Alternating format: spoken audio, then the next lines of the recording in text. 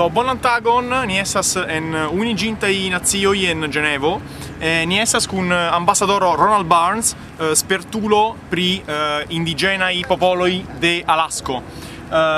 So hi all, we are at United Nations in Geneva, and we are with Ambassador Ronald Barnes, an expert about the rights of indigenous people of Alaska. So please, Mr. Barnes, if you want to explain to us and describe briefly the situation about the indigenous people of Alaska. Well, the indigenous peoples of Alaska were placed on the list of non-self-governing territories in 1946. Alaska is what many term as the last frontier. Russia came there late. They really didn't build any settlements that were lasting and many, so that they had a few settlements on some islands. When they came, other states came to trade with us. Great Britain, Spain, United States of America.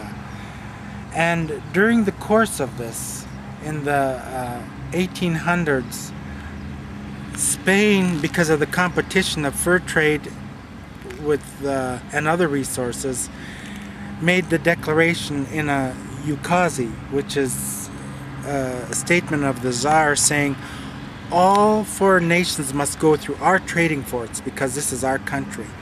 United States was the first to deny them in diplomatic communications that you do not have the right of possession of Alaska. This is not your territory. Therefore, you cannot tell us who and when we can trade with.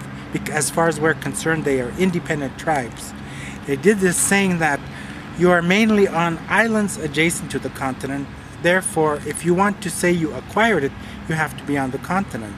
They said, and look, there's Valdez, Cordova, there's British settlements here. We've traded without any kind of interdiction or regulation from you. They are free and independent, therefore we can trade directly with them. Now, you asked about the indigenous peoples. Well, the 1867 treaty is invalid now. They placed us on the list. We have the right of independence. We've never exercised this right. So we are here to say to the United Nations, because we were placed under Article 73 of the Charter, that we still have this right. We did not decide. Do momente la indigena popoloj ne havas teorie la rajton okupiĝi tiujn teritoriojn, sed fakte tiu rajto ne estas aplikita.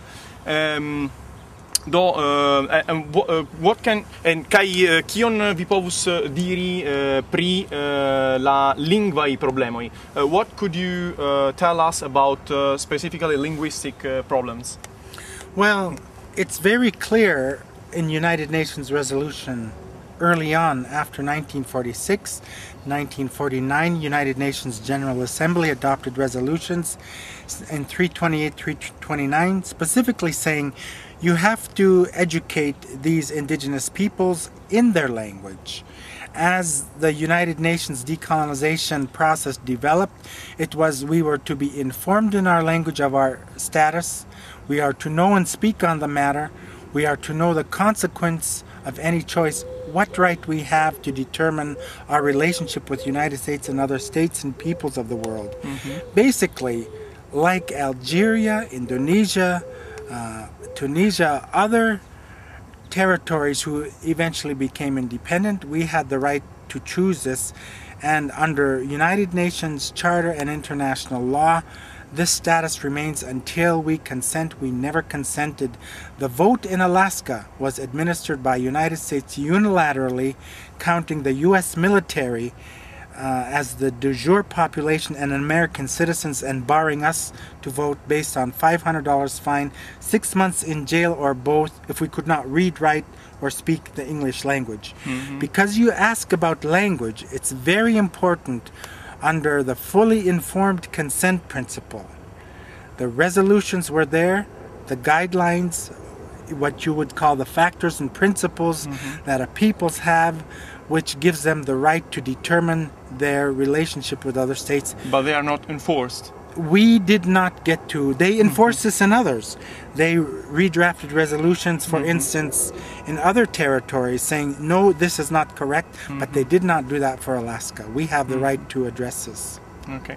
Do oficiale existas rezoluzio de Unigintaj Nacioj porque la indigenaj popoloj de Alasko povu havu la rajton lerni, studi, uzi sian propran lingvon, sed fakte praktike la lingvo kiu estas uzata estas la angla kaj ne estas respekto por la lingvoj de la indigenaj popoloj de Alasko. Do dankon signoro Barnes por via agrabla disponebleco kaj gis venontaj intervjuoj.